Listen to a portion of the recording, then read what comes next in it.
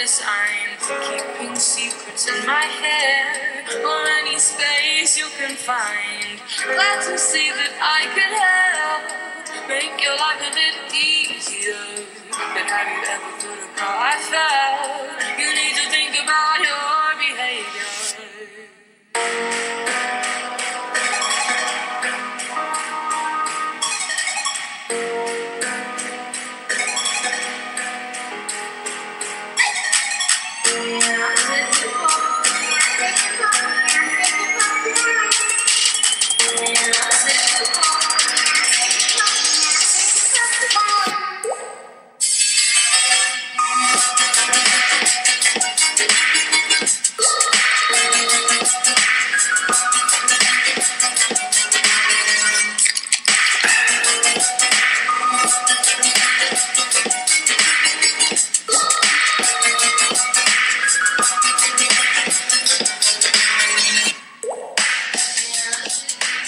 I let that pump on you, didn't I, little boys and girls? Yes, it's another time, another day. Butch On Sports is here to stay here. Yes, he is. Thank you. It's Wednesday, over the hump day, around about almost 9 o'clock here. Eastern Standard Time, or Eastern Daylight Time, I should say. And hopefully you have a festive day here. Majority of the state was just glittering with some nice, sunny, hot weather. And now the storms are coming through, so hey, take cover. Okay, but while you take cover, let's do some Butch On Sports here. We'll give you some sports news you can't get enough of, or enough of. And always, thanks for tuning in, okay? I had to put that in there. I always do that.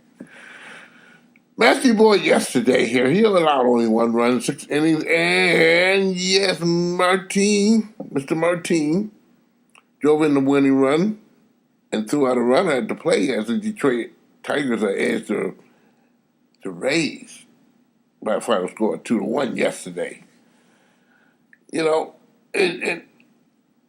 I noticed the last 3 games, the Tigers are playing small ball. And we talked about that on this particular show, but I don't know. Maybe someone hears it. Maybe someone's reacting. I don't know. John Hicks, taking the place of Miguel Cabrera at first base here, was the hero today, boys and girls. Played some outstanding plays, including a double play that he engineered up in one of the innings to stop some runs. And then in the 12th inning, John Hicks, everyone giving this guy a shift, decided that he bunt the ball on the ground and got over. That scored Jacoby Jones, and the Tigers win by a score of 3-2 over the Tampa Bay Rays on Wednesday. Guess what? They take the series. And isn't that a good thing here? Yes. He said he looked at the right side and it would be perfect time to do it, Hicks said. And hey, that's what baseball's all about, using your instincts and not just doing what you think is best here, and not in favor of the team. This guy took advantage of something and win, and we need more of that there. Again, Jones started the winning rally off, leading off with a triple in that particular inning. Yes, indeed, and Hicks bunted toward first base, and no one had a chance to make a play. And everyone lived happily ever after, going home from Comerica Park this late afternoon with extra innings in the game there. Again, Tigers win. An exciting game this afternoon. Again, playing small ball. Pitching has been pretty good because guess what, boys and girls? They're taking them out by the 6th inning. And I talked about that last week here. Tigers pitchers, starting pitch right now, it's good for 5 innings. Good, 5 innings. After that, it's open season. Zimmerman began the series, doing pretty doggone good. Had a good doggone outing there. Matter of fact, he went 7 innings, which was a blessing. And still, we botched the game up. But that's okay. 2 in a row. Now to go to Kansas City. Afternoon game tomorrow, 1 p.m. Because it's Thursday and they're in another city, they have an afternoon game tomorrow. 1 o'clock, I do believe, Kansas City time. Or, they'll start the festivities on the air. I do believe 1 o'clock is the time they play here. Oh, let's move on here a little bit. As Detroit Pistons owner Tom Gores wants Stan Van Gundy to return as a coach for the final years of his contract. This was told in the scenario and structure change in the franchise by Walter Hood in ESPN, the source of this particular story. Now, as president of operations, Van Gundy has full authority of the players, personnel, staffing.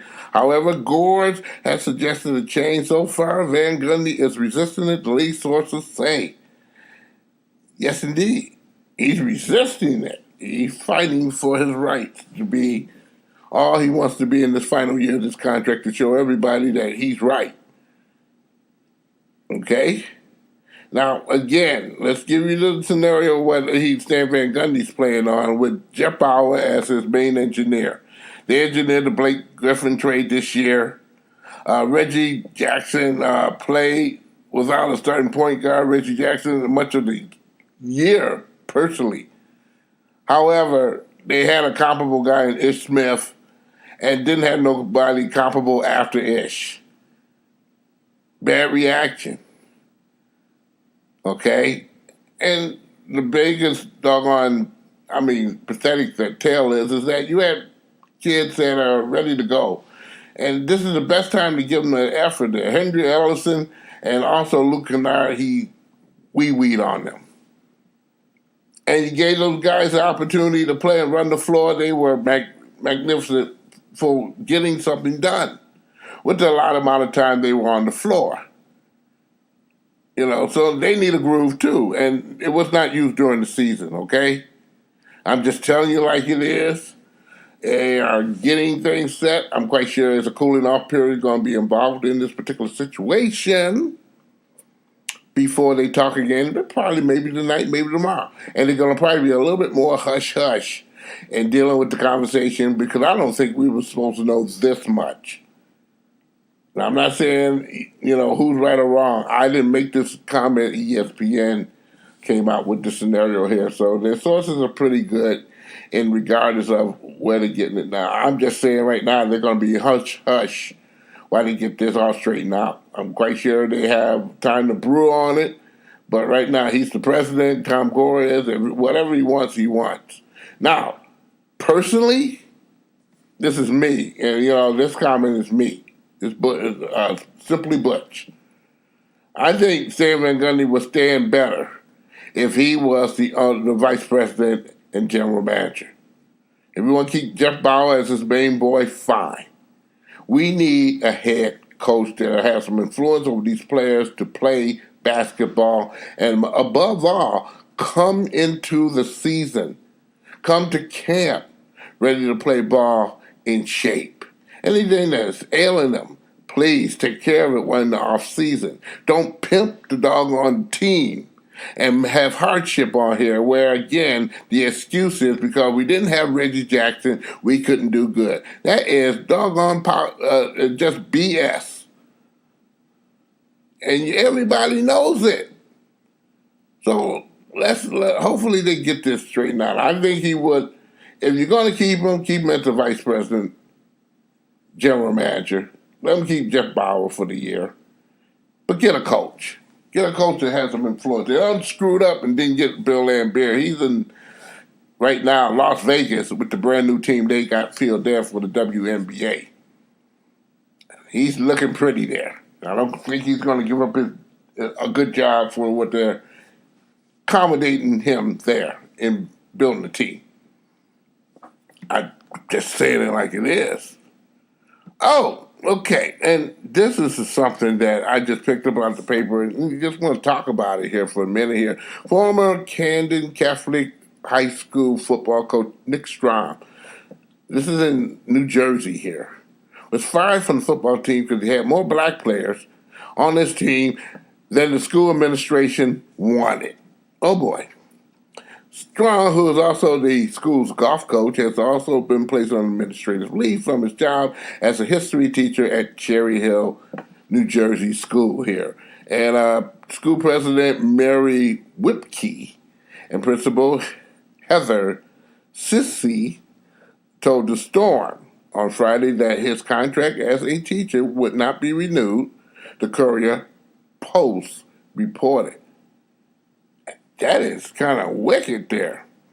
Although in the information on his fire and whatnot, he said, I think this is me not conforming with their viewpoint on what they want the student body and the football team to look like.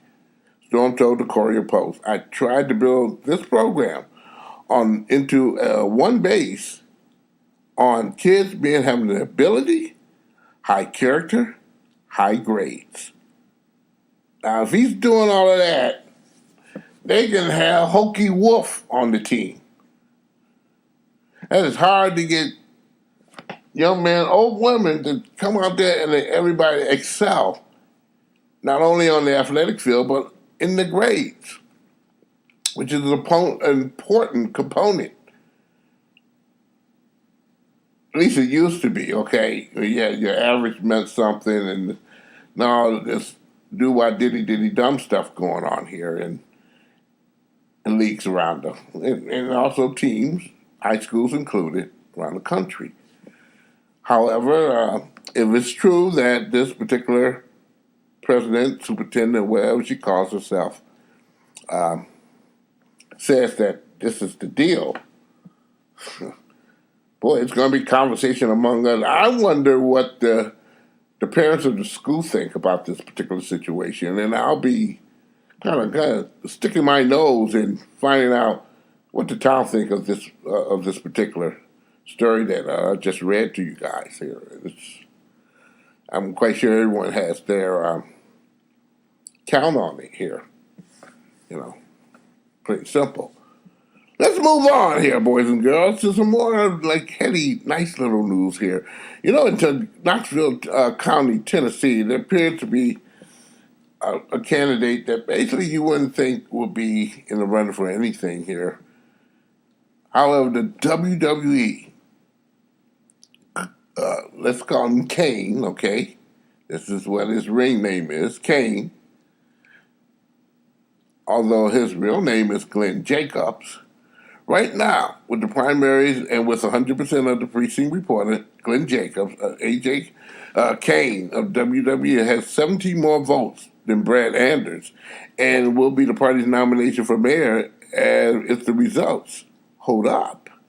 There's a three-way tie tallied in there, and we can see the difference of the 17 votes between the two people, Anders and Jacobs, a.k.a.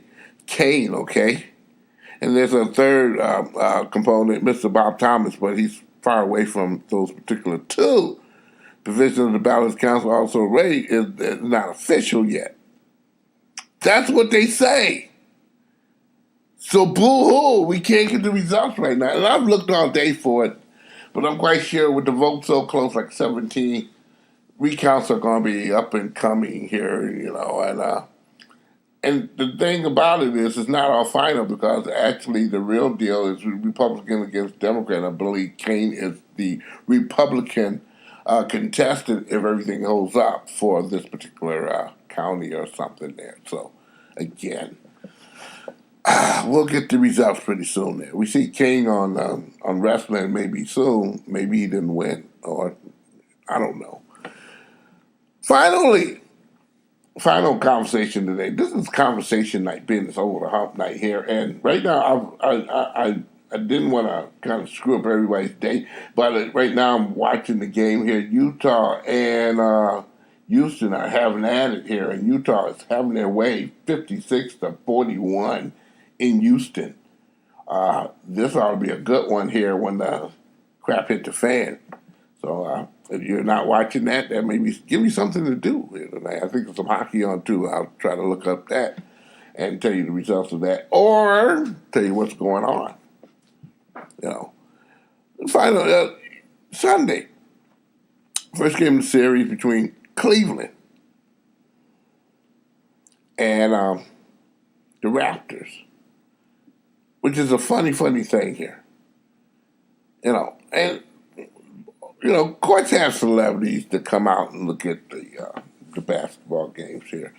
I mean, it's been well documented. All the sports there. stars come out and watch sports, especially basketball, and where they get that front seat, like Jack Nicholson in Los Angeles, Spike Lee in New York, Tiger Woods in Orlando, Eminem in Detroit. You know, you can go on, Jay-Z in Brooklyn. Although Mark Cuban's the owner, you know, he has a celebrity talent in that front seat there. And really, it's really pretty cool. And every now and then you see stuff at times like Spike Lee, you know, having a problem, like he used to have a little rivalry with Reggie Miller or something there, or friend Jimmy Buffett, you know, it was tossed out of a Heat game for screaming at the refs, you know, from Miami, you know. There's all kind of stars on there. Which brings to the star Drake. Yes, Drake, a.k.a. Aubrey Graham. I remember him very well from Degrassi.